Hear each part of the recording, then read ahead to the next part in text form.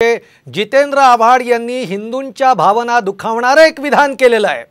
उद्धव ठाकरे आता गप्प काय असा सवाल राम कदमांनी उपस्थित केलेला आहे।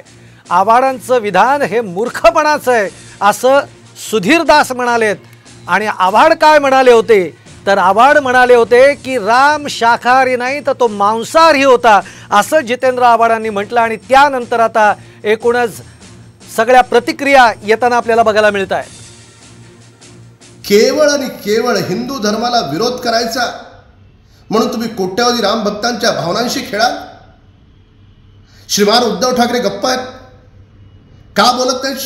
शरद पवार गटाच्या नेत्यांना हे काय चाललंय तुमचं? हे जे सगळं चाललंय ना हे सगळं ठरवून चाललंय। मग तो काँग्रेस असेल किंवा श्रीमान शरद पवार गट असेल, उद्धव ठाकरे असेल, हे सगळेच्या सगळे राम मंदिराच्या विरोधात आहेत।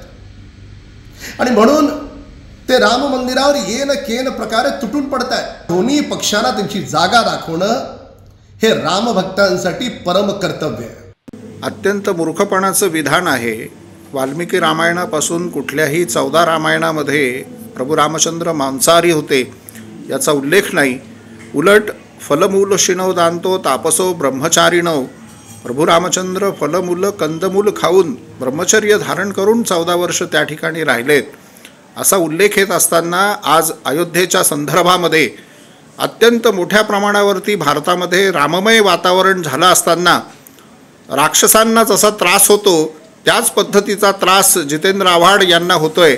आणि त्यांच्या या वक्तव्याचा मी निषेध या ठिकाणी करतो।